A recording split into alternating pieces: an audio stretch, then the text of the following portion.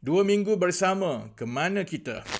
Kita dah bersama nak masuk 2 minggu. Macam-macam yang dah jadi. Saya nak ambil kesempatan ini masa lebih kurang 8 minit untuk beri panduan kepada ahli bersama dan mereka yang menyokong di luar sana ke mana kita dalam tempoh sebulan dari sekarang. Ada 4 bab dan ini yang pertama, situational assessment, iaitu apa status sekarang dan untuk menjawab pelbagai soalan yang telah dilontarkan. Pertama, keahlian. Kita telah melepasi 20,000 ahli seperti yang dijangka dan saya akan beri kemaskini dari semasa ke semasa. Kedua, apa sebenarnya ideologi bersama? Kita ingin rintis Malaysia yang lebih berdaya maju untuk orang biasa dan melawan kelas-kelas berkepentingan. Selama ini, parti politik bertukar ganti, tetapi tak ramai yang berani melawan kelas-kelas berkepentingan. Jadi akhirnya sistem itu tetap sama. Kalau dulu, rakyat biasa kerja penat untuk hidup yang lebih baik kerana peluang tu insya-Allah lah ada. Sekarang ini, rakyat biasa kerja penat pun hanya untuk dapat peluang, itu pun tak tentu berjaya. Ketiga, macam mana bersama nak capai cita-cita ini? Ada 12 agenda bersama bertujuan membina infrastruktur dasar yang mengubah sistem. Bukan sekadar meneruskan apa yang ada dengan sedikit saja penambahbaikan. Perubahan undang-undang, program-program dan pendekatan akan dibentangkan kepada rakyat lengkap dengan analisa kos manfaat ataupun cost benefit analysis, analisa pembiayaan dan juga cara-cara melaksanakan. Soalan keempat, bersama ni akan jadi seperti pejuang muda PSM. Menang kalah itu ketentuan Allah. Bersama tidak meletakkan kuasa dalam masa terdekat sebagai sasaran utama. Saya dan Nick buat keputusan lepaskan segala-galanya supaya kita boleh bina satu platform politik yang sesuai untuk golongan rakyat biasa yang berfokus kepada masa depan. InsyaAllah, kalau kita ikhlas, saya yakin Allah akan bantu.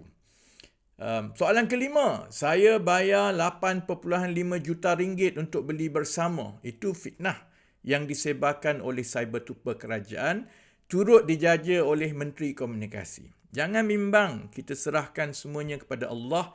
Adalah balasan kepada mereka satu hari nanti. Mr. Tan, pengasas bersama, masa nak serah kepada kami itu menangis.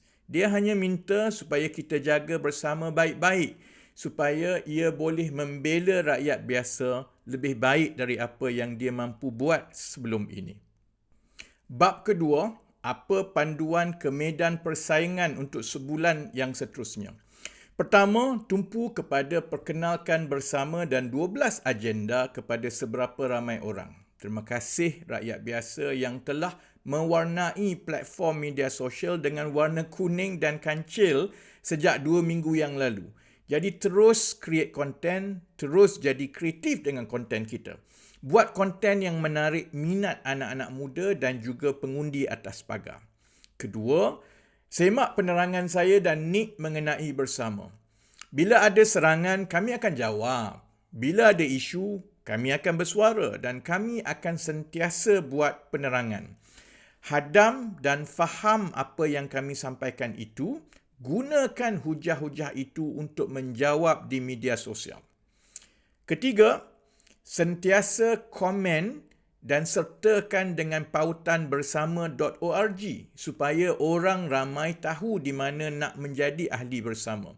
Bila kita tweet, kita buat konten, kita komen, kita jawab di media sosial atau kita forward di WhatsApp dan Telegram, sentiasalah ada link bersama.org. Keempat, jaga adab dan tata tertib.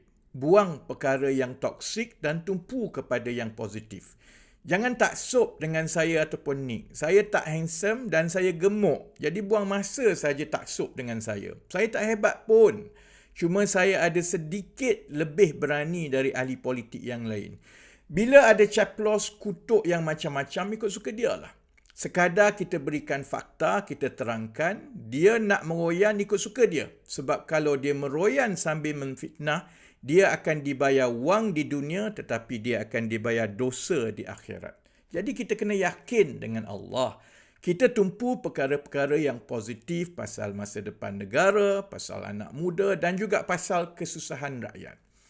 Bab yang ketiga, apa milestone penting yang akan berlaku dalam bulan Jun ini? Pertama, insya-Allah HQ bersama akan siap menjelang akhir Jun ini. Sekarang tengah renovate dan insya-Allah akan ada dewan untuk 400 orang, ruang mesyuarat dan yang lain-lain. Jadi bila kita siap, kita akan lancar jentera pilihan raya di sini.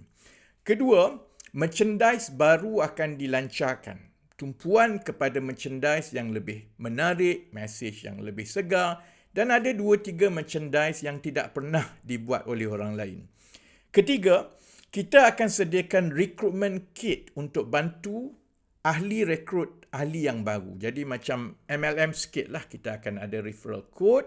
Ahli-ahli yang cemerlang rekrut ahli baru akan dapat makan bersama dengan saya dengan Nick. InsyaAllah lepas tu Nick yang akan bayar.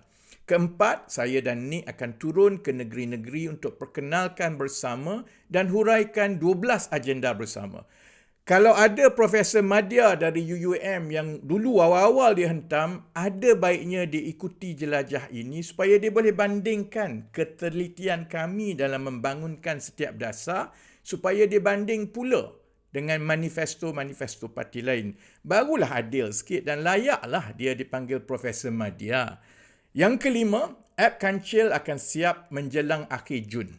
Bersama akan menguruskan ahli dan membina jentera di kerusi parlimen dengan menggunakan app. Dari app ini kita akan rapatkan kerjasama dan muhibah ahli-ahli parti mengikut kerusi parlimen dan kempen PRU di kerusi-kerusi parlimen juga akan bermula.